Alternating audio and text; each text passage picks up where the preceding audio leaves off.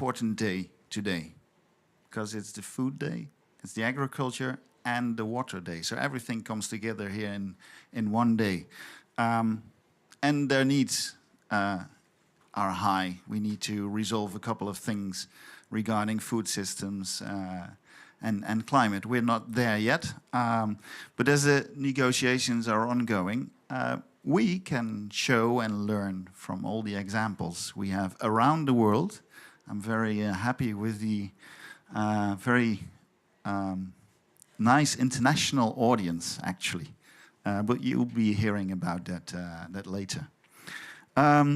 Today, intergenerational solutions, aspects of water and food are central. From here, from 9 to 10 o'clock.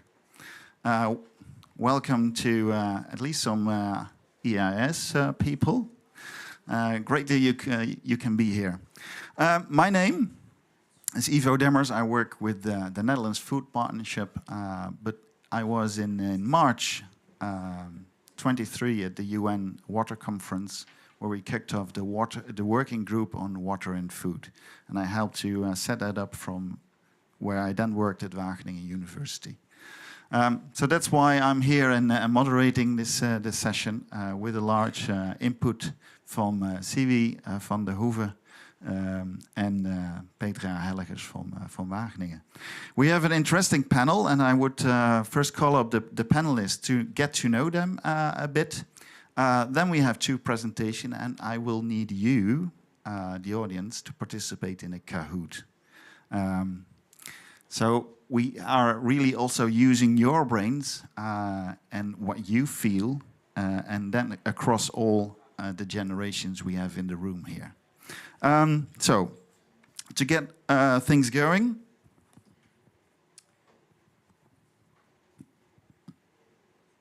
first I would like to call on stage Katerina Latva.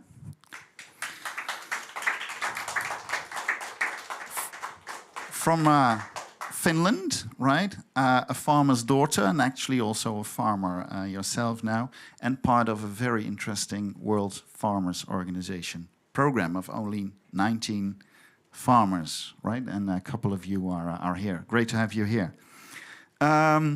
Second, Professor Kenzo Hiroki. Thank you. Coordinator of the high-level panel on water and disasters in the United Nations. Right? Thank you for being here and bringing all the wealth of experience on board. Then Ewan Andrew, please take the stage. President Global Supply Chain of Diageo, active in 200 countries. Right? Yeah. Thank you for being here. Robert Jones, yes, please come forward. Personally, we haven't met yet, but we do that now. Hi. Vice President of Moza Meats. I believe it was Moza Meats had the first hamburger, right? I know the small clip on YouTube. Yeah. Thanks for being here. We get this going, and I have some questions for the panelists.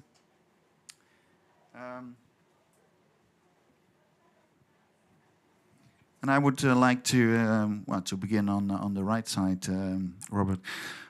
How do you take into account generations in the day-to-day work you do at Moza Meats? Can you expand on that a little bit? What do you mean by? Well, we have to take decisions, that's maybe a good one, which have implications tomorrow, day after tomorrow, but perhaps also in 50 years' time. And how do you involve younger generations, older generation? Does that play a role in the decisions and actions you take? Thank you for the clarification. Good morning, everyone. So I think for us, because we are coming to the table with a new technology, an innovative addition to the food system that is going to take years to scale, we are naturally thinking about a 10, 20, 30, 40-year horizon for what we can bring as a supplement to the food system and a supplement to protein production. Also, we have sort of a visionary founder, Mark Post, a Dutchman who invented the technology of making meat from stem cells, and it's attracted young people from all over the world to move to Maastricht, Netherlands, a tiny little town, in the middle of Europe, and we have 80 scientists on staff. The average age of our staff, I think, is 26 out of 160 people. And so I'm constantly inspired by the young people that we have working for us who are thinking very differently about what the food system might look like in the next 30, 40, 50 years. And we're excited to bring to the table what we do because we have a growing planet. We have a growing middle class in Asia that's eating more meat every day. And we're close to planetary boundaries in our meat production now. So we see as an opportunity to layer in on top of conventional meat production this technology. So it's something we think about all of the time in the long-term horizon. Thank you. We'll have ample time to develop on that based on the Kahoot we will have later. Thanks for being here. From I could say startup, I think, maybe a bit further around, to a very well-established company.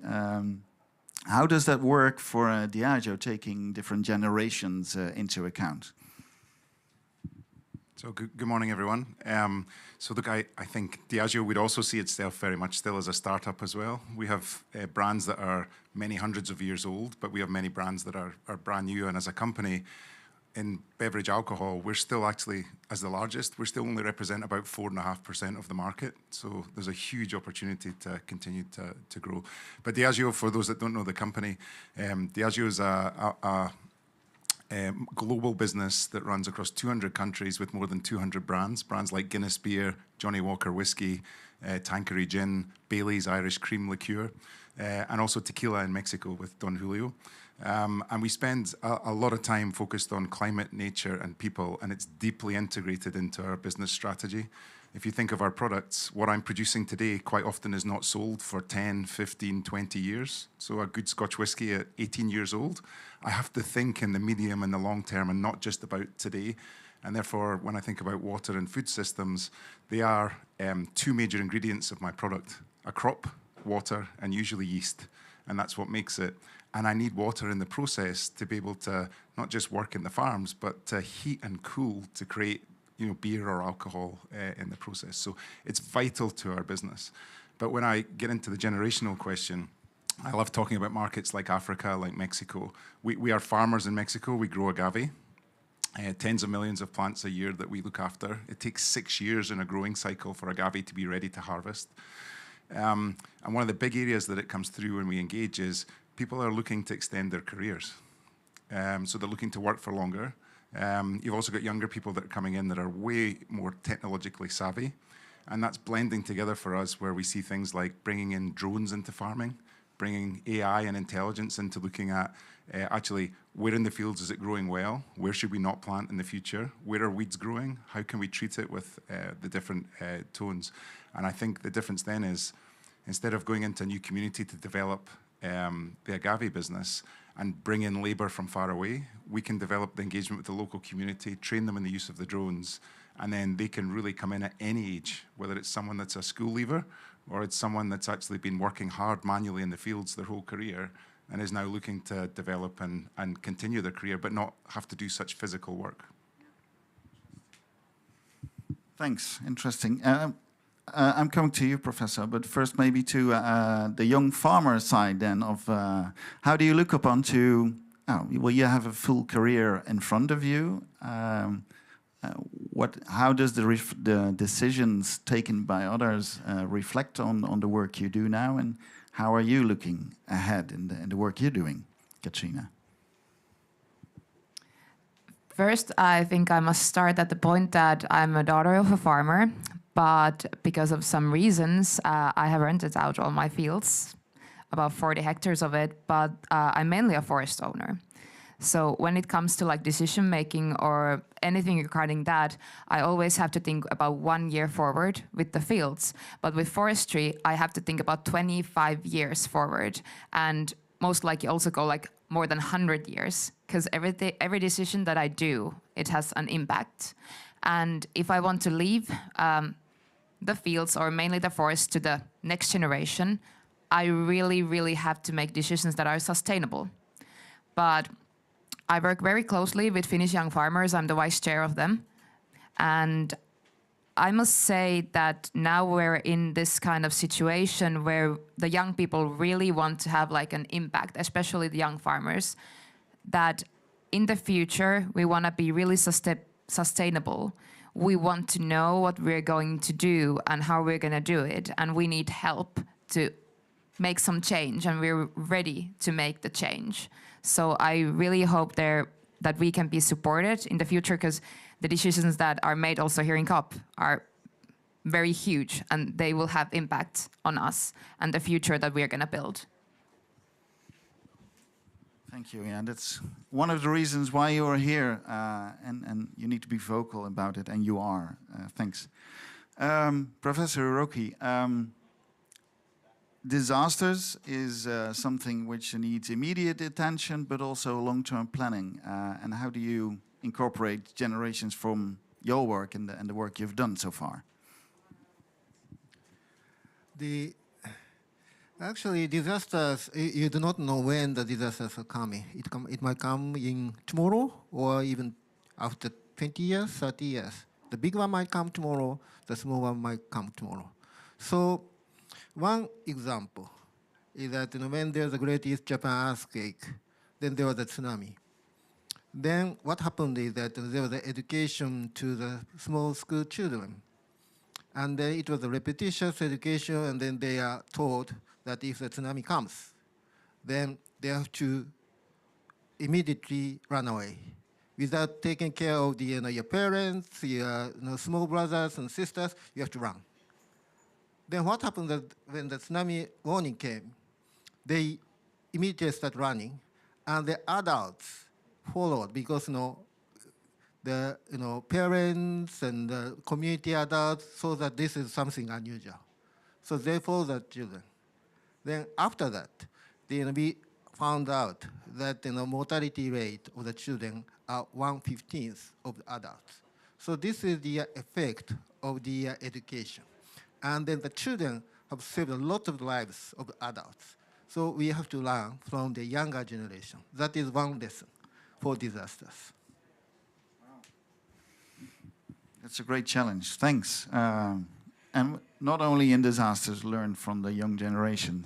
To go to a bit more the setting the scene on the content, I would like to call Professor Peter Hellegers to the stage and Jessie Lynn van Egmond. So the panelists, please take your seats again. After the Kahoot, I will invite you back. See whether it works. Professor Hellegers It does not work yet. has been chair of the Water Resources Management Group at Wageningen University. I forgot, Petra, whether it was 11 or 13 years. Doesn't matter. A considerable amount of time. Has been training a lot of young experts in the field, and will take us into the combinations and the connections between water and food. Well, thank you very much, Ivo, and thank you, Van der Hoeven, for organizing this event. Ladies and gentlemen, although water has been recognized as an enabler for transformation of food systems, water is still not pivotal in the design of our food systems. And maybe the panelists had a different story, but I think you're front runners, that you consider this already. And I think there is not only water blindness, but also future blindness, which we really need to address.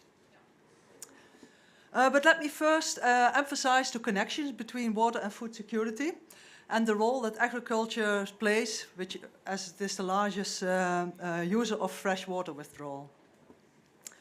Well, the high-level panel of experts on food security and nutrition showed already that there are various connections between water and food security. And as the food system and the water system are both complex systems, navigating change is really difficult. And that's why this food system approach is very useful, because this can really help us to navigate change in this complex world. Well, what is the role of agriculture? This figure shows that irrigated agriculture withdraws 16, which is from the Global Commission on the Economics of Water. I should always quote the source. It shows that irrigated agriculture withdraws 1,600 billion cubic meters of water, of blue accessible water, whereas rain-fed agriculture even consumes 3 times more water. And the blue water consumption is almost 70% of the total water use. And that also means that food production is very vulnerable to water scarcity and climate change, of course. And therefore, it's very surprising that water use and the implications for future generations are not yet pivotal in the decisions about food production, food consumption, food trade, the choices whether you want to be food self-sufficient, and even not for the financial sector. They're not so clear. And therefore, it's really important to make water a shared or joint responsibility of all actors in the food system. And that holds for the production side, that farmers become sustainable and sustainable water users, but also have resilient production systems. But also for the traders, to make the local implications of food trade really visible. But also for us as consumers, how much food do we throw away, and what's the implications for the water footprint of the food we throw away? And what about the implications of our daily diets? We all consume still a lot of meat. That has huge implications for our water use. So please be aware of that, we can all contribute in that sense. And then there's always the decision as a country, do we want to be food self-sufficient? Because if we choose to do so, that also means a bigger footprint for the country as a whole, because agriculture has food production has a huge footprint. And finally, I think the financial sector, I think they also have to be aware that the way they allocate their capital is not always in a sustainable manner. You can also choose to change in your capital allocation towards more sustainable activities. And that holds for private banks as well as for the big banks like the World Bank, the donors. Ivo referred to that already. To make it a shared responsibility, we launched in March in New York the Global Working Group on Water and Food. And the Netherlands Food Partnership is currently leading that working group. And that really aims to bring actors together in the food system and to use the food system approach. And why is this so useful? Let me give you one example. Water for food is, and especially for staple crops, is often seen as a low-value use of the water, because rice, maize production is often, from a farmer's perspective, they have low revenues on the water because you use a lot of water and it doesn't generate a lot of financial income. But when you look at it from a more system perspective, from a socio-economic perspective, it has a high value, because if a country becomes food insecure, it becomes unstable. So food security is important for stability. I think we've all seen during the Arab Spring what happened when the prices went up. So it can cause instability. So from that sense, water for stable crops has a high socio-economic value. And it's important, I think, to reassess that value. And you can do so by looking at it not only from a farmer's perspective, but from a food systems perspective. So this food system approach can really help to reassess these different values. Okay, how are we doing? I think, I don't know whether you're familiar with this report from the CGR, which was called the Comprehensive Assessment, Water for Food, Water for Life. And that was written approximately 15 years ago. And they made several pathways on how much water would be needed to feed the future population. And they had all kinds of scenarios, trade scenario, rain-fed scenario, irrigated scenario, where they thought they could save water to produce, to feed our people. So they were rather optimistic about water savings in agriculture. We as a group in Wageningen, we really reassessed this on the basis of Vouwenstat, or reviewed this on the basis of Vouwenstat data for the last 2 decades. And we're really on this worst case scenario because water savings in agriculture haven't materialized yet.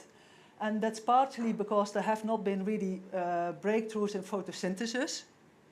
And there's really a linear relationship between water consumption and biomass production. So it's not so easy to really save water in agriculture. Of course, you can reduce, you can save water applied, but not water consumed, because the crop really needs water to grow. And partly they were expecting a lot from the trade scenario as well. They really thought that countries would trade a lot from areas with a high water productivity to areas with a low water productivity. But it also means that countries become dependent on each other. And of course, we have seen the changing geopolitics, but also rising food prices. So countries are also more reluctant, whether they would like to become so dependent. So, I'm rather pessimistic on water savings in agriculture. We haven't seen them materializing. So we're really on this worst case scenarios, which mean that we need a lot of water to really produce our food, unless we're able to reduce our food consumption, our demand. But on the production side, it's difficult to reduce water consumption. So it's about time to rethink what is needed, and Jesselyn will talk us through these interventions.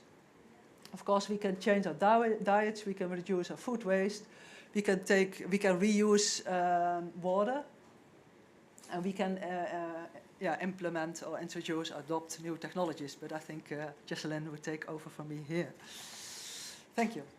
Yeah, thank you. Thank you, Petra. Bear with us and join the conversation afterwards. Now, Jesselyn van Egmond, and I have to also point out Celine Safi, who's just stood up. First of all, thanks for putting this session together with all the energy you put to the table. No worries. Really love working with you together. Oh, that's nice. But please take us a bit deeper into the interventions, which we will be discussing later on. And then keep in mind that we will talk with you in the audience about the different scales of the effects, but also the effects on the generations of the interventions. Jesselyn. Thank you, Ivo. Like Ivo said, we're going to be doing interactions with the audience. You're going to also answer and use a Kahoot on your phone. So we're going to ask you questions about these different interventions and what you think the impact would be. So pay attention to these four. The first one, as Petra also already said, is changing your dietary pattern. So what would that look like? We could increase our consumption of fruits, vegetables, nuts, but also really reduce, as Petra also said, our intake of meat, whether that's reducing it, completely removing it, or even moving to alternative protein like cultivated meat. So that would be intervention A. Looking towards the future in an optimistic way. We're also moving a bit from the interventions that didn't work before and now seeing what possible interventions could work. So the second one that maybe could work, hopefully, would be reducing our food waste. As all of you know, likely is that 1/3 of our food is wasted all over the world and also all over the supply chain, really from production all the way to consumption and in between as well. So what does that mean? Of course, as Petra mentioned, there's a lot of the global freshwater withdrawals that go to food. If 30% of this food is wasted, you're also wasting a lot of water. On top of that, you also have a lot of emissions that come from producing food. So by wasting this food, you're also creating emissions into the environment that are not even being applied or used for consumption or other ways of actually using it for a valuable purpose, such as eating. So how would we intervene in this? We could look at it as, for example, matching the production to the actual consumption, matching demand and supply. We could also look at preserving, changing our view of food, and moving towards more circular food systems. Then for intervention C, Petra also gave a bit of background on this, looking at the differences between financial values of water and socioeconomic values of water, and how we could change and shift this, and not just how this could change our view of how we allocate water, but also how we can make regions more food secure, for example, by making sure that water is being used for agriculture in a region, as opposed to maybe other sectors like industry or tourism, where you would get more value for your cube of water. And what would an intervention look like? For example, having more integrated policies, implementing more water directions into food policies and food direction into water policies. And also, of course, using wastewater for irrigation and wastewater for production, as opposed to more high quality water, for example. Then the last intervention, this is actually something that I work on a lot, which is technological interventions in agriculture. So my expertise is in high-tech greenhouses and really reducing irrigation water demand, but this is very specific also for high-value crops. So we're looking at lettuce, tomato, bell pepper, cucumbers, and eggplant. To give an example, an hour from here, there's a high-tech greenhouse. I see you as well, she's been. It's quite mesmerizing. It's in the middle of the desert. You're producing a lot of lettuce. They're actually producing 20,000 heads of lettuce a day, but they're doing it at irrigation or having an irrigation water demand that's 85 to 90% lower than what it would be in open fields. But it's also in the middle of the desert. So what happens really is that you also create a lot of self-sufficiency in this sense. To give an example, on top of, for example, having a technology that would reduce your irrigational water demand, you can also work more cross-sectorally with technology.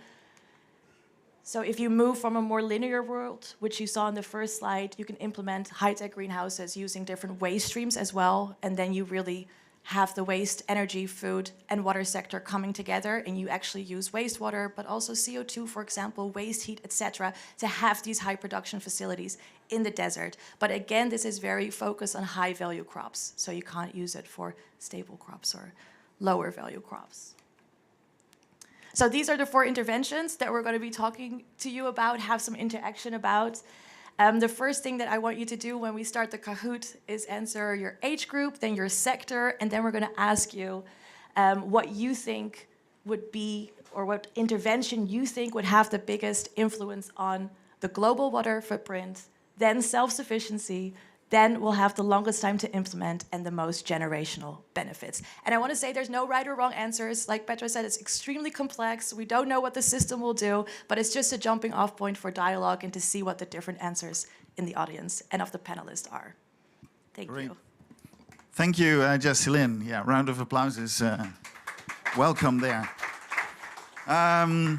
While we are setting up the Kahoot, pick up your phones, please, and the panelists, please take your seats again, because we will have your input needed also as a consequence of the answers.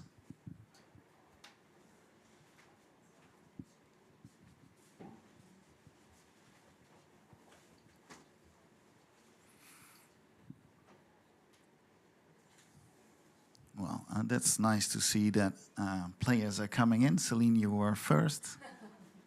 We have people from Italy, the Netherlands, Fiji, Morocco, Scotland, yeah. UK, Robert? The Netherlands by way of Texas. Yeah. Global as well, right? Yeah. Finland, obviously. And a lot of others too, I think, right? Who did I miss? Countries? Germany? Yeah. Manuel? Germany, yeah, thanks. And? Yeah, Italy, right? Yeah. And you, sir? Netherlands, yeah, that's good.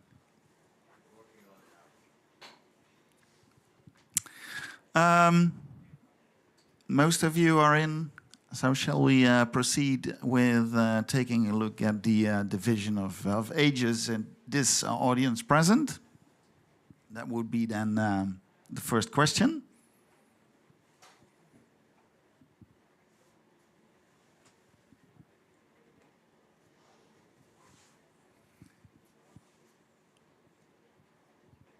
Yeah, and you can skip this one. Yeah, there we go. You first have an overview of the leverage points, which we all know by heart now thanks to Jessilyn. and we can go to the first question.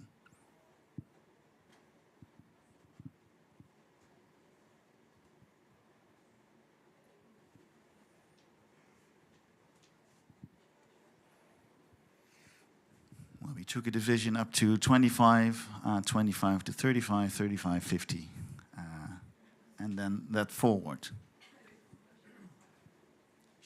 Should cover all of it.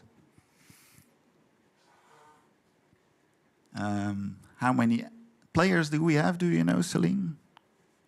Oh, answers still coming in. Now, curious to see what is.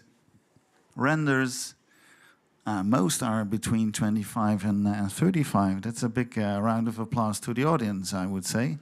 Yeah, and 65 and older are not represented here. So it's good. Oh. I am older than 65, and that is why I didn't mention the Q1. Okay. Well, thanks. Well, we give you the opportunity to answer then manually. Right. Yeah. Thanks. So we have then all generations represented. It's really, really nice. Thanks. Yeah, and the diamond model says, okay, public, private, knowledge, and NGOs and need to be represented to really come up with sustainable and durable long-term, but also short-term interventions. So that's why we want to know in which sector you identify with most.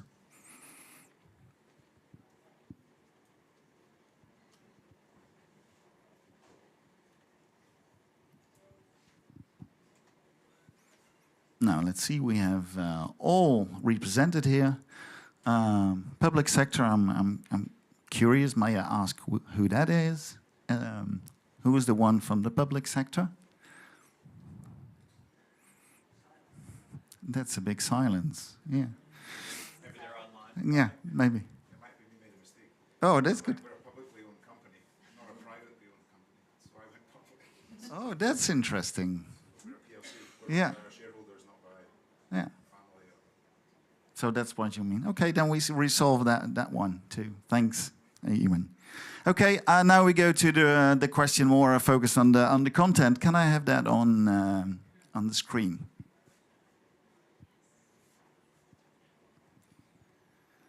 So regarding to the global water footprint, which of the 4 leverage points would be, according to you, have the biggest influence on the global water footprint? Changing dietary patterns, reallocation of water resources, reducing waste, or implementation of technology.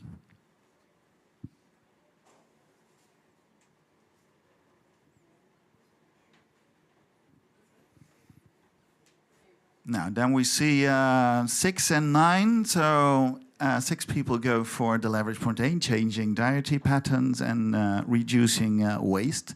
Maybe Ewan, being for a global representative company, does this answer surprise you? And how do you see geographically different approaches in your company? So I'll be transparent and say I voted on reducing waste. But essentially, I think within the company, the way we would think about it would be that technology will play a very important role, but it will take time to scale impact.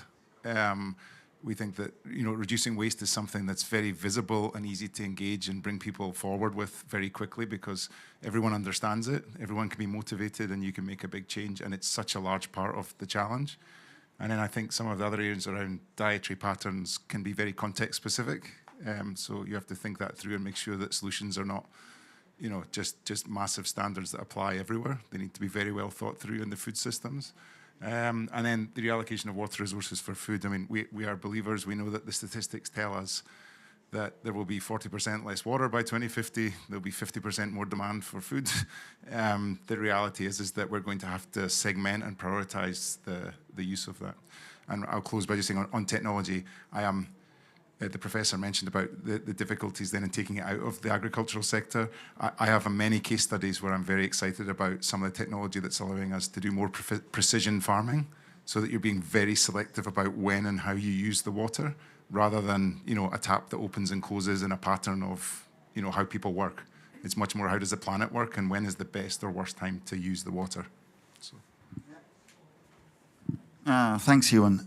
Maybe changing dietary patterns, you could say something about that, Robert, because I assume you also tackle that point. Yeah, and transparency, that's what I voted for, but in reality I had a hard time because I think there's intersectionality between all four of those. Changing dietary patterns is integral to reducing waste as well.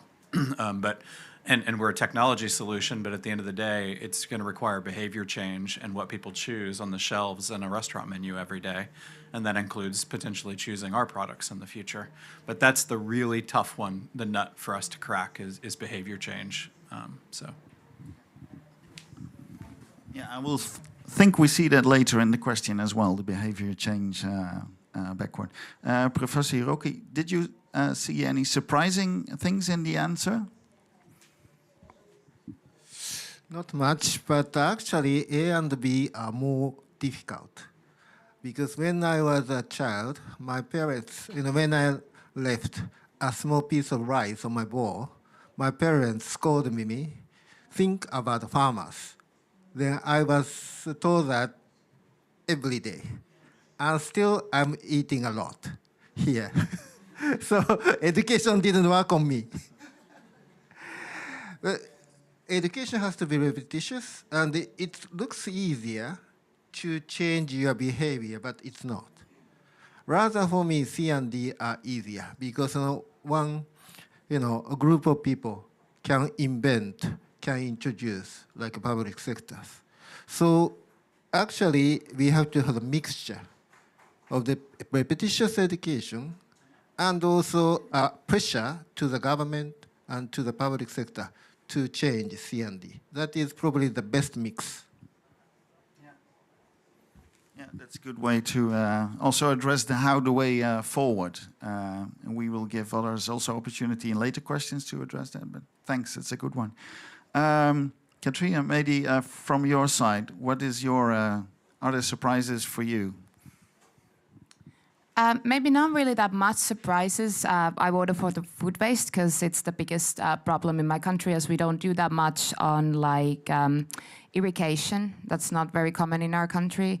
Also, the dietary patterns, I have to think about that really, because we wouldn't survive pretty much without agricultural production, as I come from up from the north, that the crops are not able to be grown like on the top, but yeah, meat is able to do. So, but the thing is that also in my country, many people waste the food. And that is a really, really, really big problem. And I'm also being raised in the same way as Hiroki here, that you have to eat the food that you take. And I really go by that, even nowadays. And for also the fact that my country, because of the culture, the whole animal might not be used. That's a very problematic thing, because we don't know how to use the whole animal. But we kind of found a way that now we are importing some of the, we are exporting some of the stuff like chicken feed or something like that to countries that actually can use them, as we don't do that. So we are trying to find ways to reduce the food waste in our country and in some way get some benefit from that. Thanks. And thinking from a country perspective is what we're going to do in the next question, which will be about which lever points in terms of climate resilience has the most contribution to self-sufficiency on a country level. So if you think about climate resiliency on a country level in providing for its own food, would that be changing dietary patterns, reducing waste, reallocation of water, or technology? Curious to see. This takes some time to answer. Oh, now the answer's streaming in.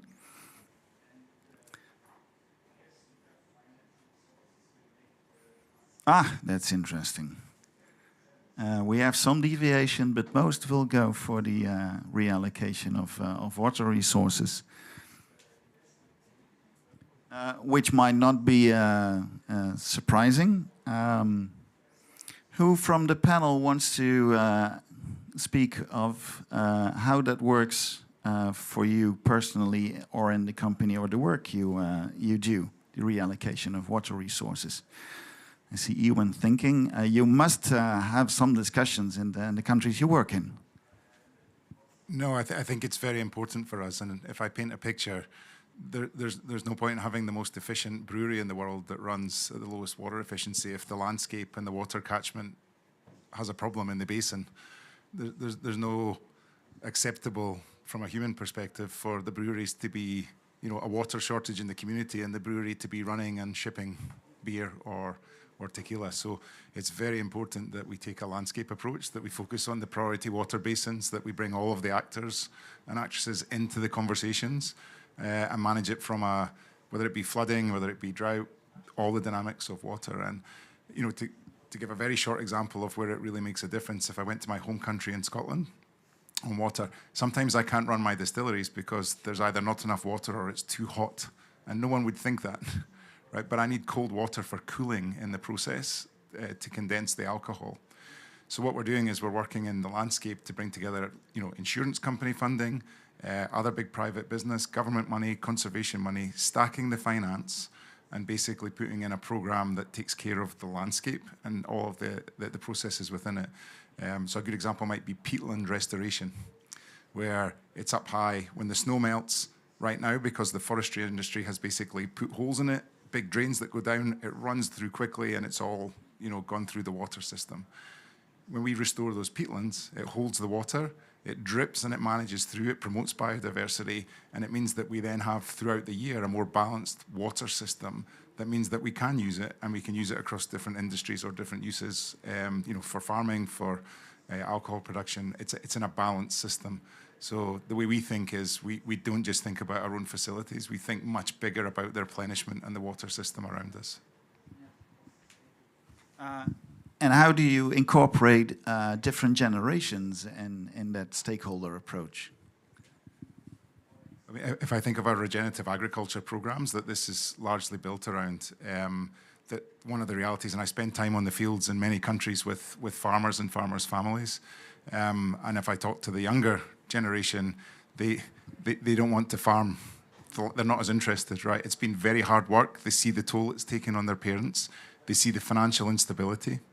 And therefore, if our programs can create something that has better practices that are more aspirational for young people to do, if they also bring a more consistency to the income and it increases the margin so that actually it's a better option for them, then younger people are saying, that's exciting for me. What's not exciting is to do what my parents have done. So I think that's where it starts to really come into the conversation. Thanks. One question to the young... Oh, yes, Professor Hiroki, but also want to take your take later, Katrine. For reallocation, it's not only sector allocation, reallocation, but also it's a time allocation. I would say that we should use much more of the flood water, and then that too much water can be used for the time of the too little water. And how can we do that? We have to do that by making use of the nature-based solutions like wetlands. Then we can store water there and store there for a while to be used for the later time when water is too little. But that cannot be done without understanding of all the generations. But my generation is conservative. We are too much relying on the gray infrastructure. And the younger generation are opting for green infrastructure. So how to do that? Integrate green and gray infrastructure by opinion leaders that are the young generation. Oh, that's interesting. Please continue. How do you have good examples where that is done already? Actually, for example, in my country, Japan, in the upper stream of Tokyo, there's a huge wetlands. And then that wetlands has not been used for a long time. But after that, after the consensus of the local people, they were turned into the integration of the green and gray influx, so that they can use more water at the time of flooding, and use that water in the too little time. So what is kind of interesting here that you mentioned the peatlands, of course, and they are very, very common in my country also, and they are the most water, like, should I say, they're like proof for agriculture. So they're very important to us, especially when we have dry summers. Peatlands are the lands that have the best crop in them. And also when we're talking about self-sufficiency, I come from the country that has the highest one in the world, so we're talking about 80%, especially in agriculture, and we can be really, really proud of that because we are not dependent on pretty much on any country. And the water resources that we have in Finland, they are really great because we can drink the tap water, and I always joke about it that our cows and pigs and all the animals are drinking pretty much spring water, as the humans are also.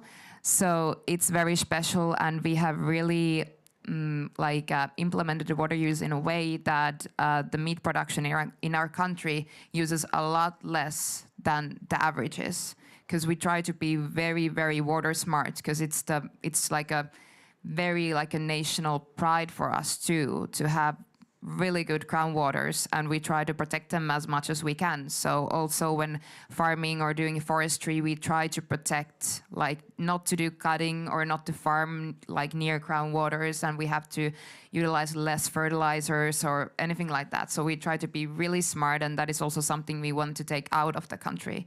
And I hope we succeed in that someday, so we can take the good like practice. Thanks. We go to a third question, which is about taking your take on how much time it will take to implement. I'm curious to see what you think, and maybe some answers have been revealed already in discussing the first one by Professor Hiroki, with the rice, eating everything what is on your plate. Welcome.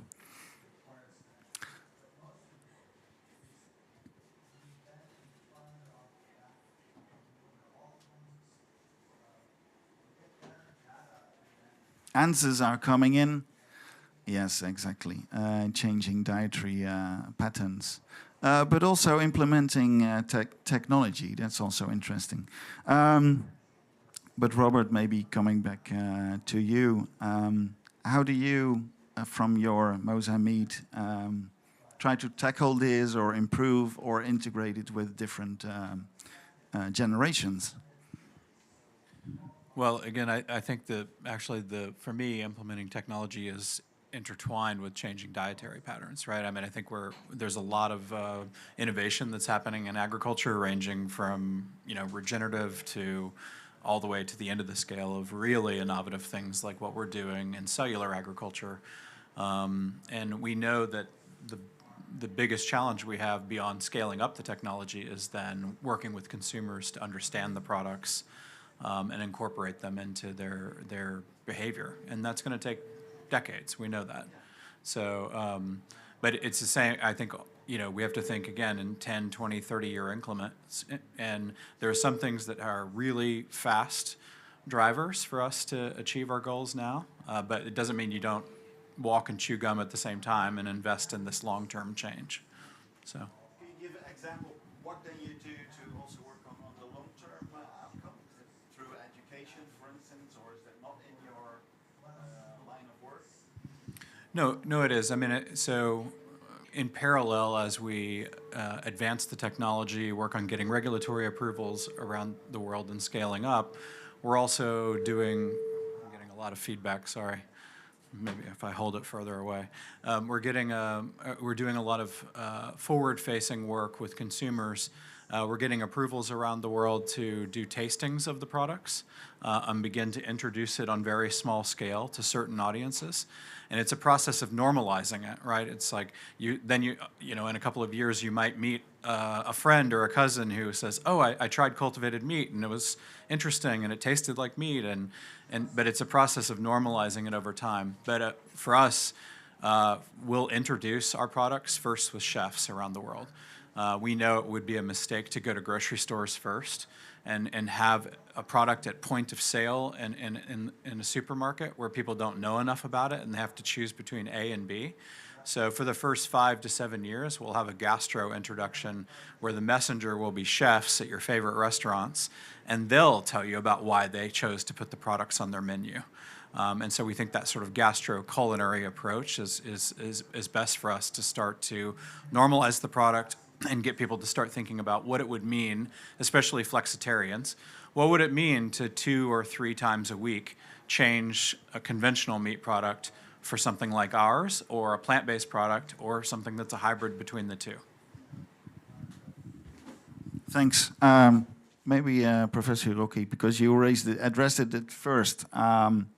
What could we and what should we do to change the dietary patterns, especially taking into account that it's taking so long to change that? First of all, Japanese are fish eaters. So fish meat is good for water, water consumption reduction.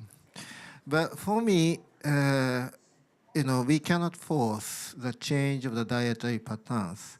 Suppose there are some children who are in the developing countries, and they, hoped and they wanted to have more meat because they couldn't have it when they were babies and small children. How can we reduce their consumption of the meat in the future? So rather than, straight, directly connecting the, water reduction with the dietary reduction through via food, first we have to think about the next generation. What do they want for food?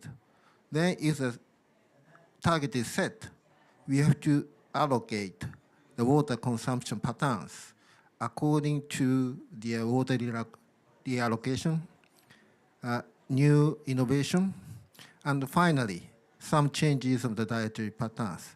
We have to put the priority rather than push, the one single sector or the patterns to somebody, particularly to the next generation. Thanks. Great insight and call to action to all of us. Thanks. I would like to go to the last and final question. Looking at the generational benefits. So what solution will give the most generational benefits? And that's a bit also into your interpretation, what that could be.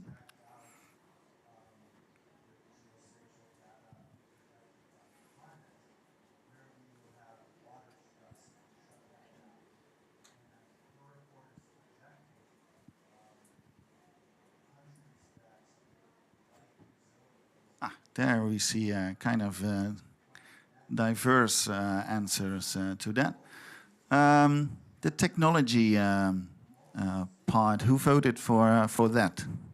Interesting. And from the audience as well. Yeah. I would like to go to you, sir. Happy that you're also in the Kahoot. That's good. Terrific. Great. Maybe your response then for the generational benefits of technology. And your name? My name is Henk Holtslag from Meta Wageningen in the Netherlands. And one of our activities is water training centers in Africa. And I look at this problem with the Africa perspective. And we see that there is 40 to 50 million farmers in Africa, and 80% are small farmers. If 1/4 of these small farmers would have their own well, would have affordable irrigation, they could double the food production in Africa. And you could even solve the SDG 6 problem, save water if you combine it with a water filter.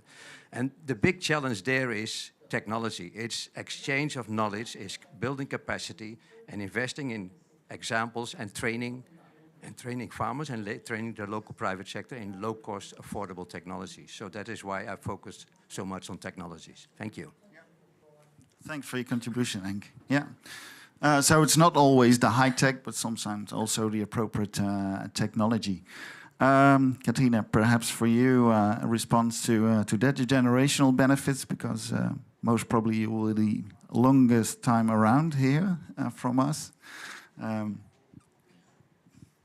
I think from my point of view, it would be still reducing the food waste. And in a way, I really hope that the young generation would understand the fact that food should not be wasted, because it's something we all need and it has a huge impact on the climate also. So the food waste that we have should also be able to be turned into different, like we had the presentation here, we should be able to have it in the circle and also reuse it. Like if we waste food, it should be reused in some way. So if I think about my country, especially the animal production, we at least use the ears, tails and all that for our pets or in some kind of other production. So we're trying to make it as circular as possible. So that can be a thing, but also the dietary patterns, they will change. I know that it will happen. It will happen slowly, but I think it really will. But it depends on, of course, in us, in young people, that we are there to make the change and we want to make change. Thank you. And with that, I would like to thank you very much for your contributions to the panel today, and also a call to action to keep on doing this, working across generations and showing the right examples. Thanks. A round of applause, please. Thanks. And for our concluding remarks, I would like to introduce you to Ms. Houda Atmou from Morocco, who's here with us, also representing IAS, International Student Association of Agricultural Students. And you serve in the board, National Board of Morocco. And I'm very grateful that you would share your takeaways and also perhaps some calls to action to our group. Take it away. Thank you so much for the invitation. And yeah, as you say, thank you for the introduction too. I am currently an agricultural economics engineering student, and I'm doing masters in climate change and agriculture management in France. So I got the chance to see a little bit the Moroccan context of agriculture and agriculture management, but also the France context. So I was also inspired by all the panelists. Thank you so much for your contributions. I know that we hear a lot like the problem of water in agriculture. We know that it is a crucial problem today, but do we really consider it in the different, I mean, the countries, would they really consider water in the different policies and the different plans? And when it comes to diets, for example, in food systems, do they really consider water? That is the real question, and that we need to raise, and we need to really consider in this scope, all of us, into our engagements. So there were many points actually that were mentioned in this panel. They were concluded in the four major points, starting by the importance of changing dietary patterns. I would say that, as you mentioned, all changing dietary patterns is actually not something like that happens right away, but it needs to consider. I mean, we need to consider local specifics of each country. People in many countries in the south, for example, depend on meat, depend on sources that we cannot really substitute from one day to another. So changing dietary diets is very specific, and that should be taken in consideration. I mean, statistics can, for example, put one factor above others, but as you said well, all these factors that has been mentioned are in an intersection today. When we speak about reducing food waste, when we see that 1/3 of our food today is wasted, we're like, it is not a problem of lack of resources today. It is a problem of how these resources are allocated. When I have my plate today, do I think of another person and who has, I mean, when I, for example, have my plate and I don't finish it, do I think of someone else who might be full with just the part that are left? Like, we need to really think about these problems on a personal level, on a very personal scale. And then there was the reallocation of our resources for food. That is also like joins the previous point about reallocating resources and matching demands to supply and production to consumption, as it was well said. Now, there is also a point that I really want to, probably I'm gonna challenge a little bit Iwan in this one, like the fact that we prioritize, we need to prioritize agriculture when it comes to water distribution.